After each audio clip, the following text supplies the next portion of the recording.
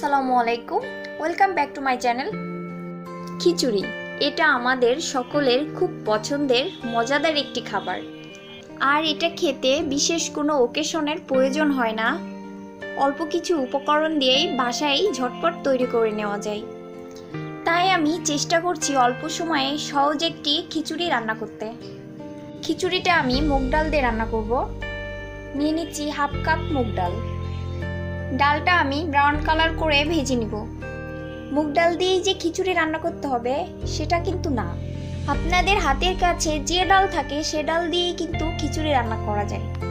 মুগ ডাল ভাজা হয়ে গেছে, ঠিক এরকম হলে নামিয়ে নেব। নিয়ে নিচ্ছি 2 কাপ ভাতের চাল। আমি ভাতের চাল দিয়ে খিচুড়ি রান্না করব, আপনারা চাইলে পোলার চালও নিতে পারেন। এখন আমি চাল আর ডালটাকে পরিষ্কার করে ধুয়ে নিব। ধোয়া হয়ে গেছে, দিয়ে দিচ্ছি হাফ কাপ পেঁয়াজ কুচি, রসুন বাটা 1 টেবিল চামচ, আদা বাটা হাফ টেবিল চামচ, জিরা বাটা 1 চা চামচ, কাঁচামরিচ ফালি 10-12টি, একটা বড় তেজপাতা ছিঁড়ে দিয়ে দিলাম, দারচিনি 2 টুকরা, লং 2টা, 3-4টা এলাচ মুখটা ছিঁড়ে দিয়ে দিলাম।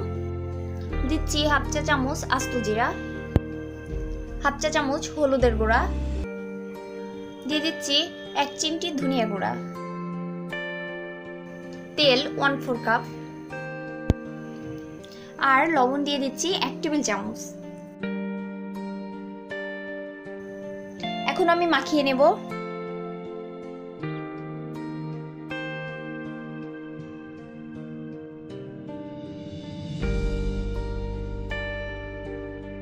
এটা যত সময় ধরে মাখাবেন খিচুড়িটা খেতে ততটাই টেস্ট হবে। মাখানো হয়ে গেছে, যেহেতু আমি 2 কাপ চাল নিয়েছি সেই জন্য 4 কাপ পানি দিচ্ছি।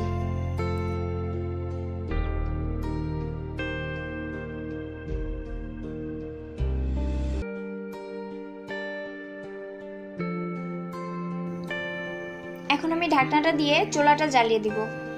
বলক আসা পর্যন্ত অপেক্ষা করছি।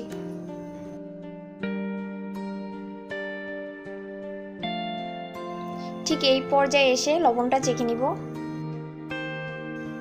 চুলার আঁচটা একদম লো হিটে রেখে ঢাকনাটা দিয়ে 15 মিনিট ওয়েট করব। খিচুড়িটা হয়ে গেছে, দেখতেই পাচ্ছেন খিচুড়ি রান্নাটা কতটা ঝরঝরে হয়েছে। পরিবেশনের জন্য পাত্রে উঠাই নিচ্ছি। এই খিচুড়িটা আপনারা আচার, ডিম ভাজি, যে কোনো মাংস ভুনার সাথে পরিবেশন করতে পারেন। দেখলেন তো কত সহজে তৈরি হয়ে গেল ঝটপট মাখানো খিচুড়ি। অবশ্যই বাসায় এটা তৈরি করবেন। কেমন হলো কমেন্ট বক্সে জানাবেন। ভিডিওটি ভালো লাগলে অবশ্যই একটা লাইক দিবেন, ফ্রেন্ড অ্যান্ড ফ্যামিলির সাথে শেয়ার করবেন, আর আমার চ্যানেলটিকে সাবস্ক্রাইব করবেন। ভালো থাকবেন, আমার জন্য দোয়া করবেন। আল্লাহ হাফেজ।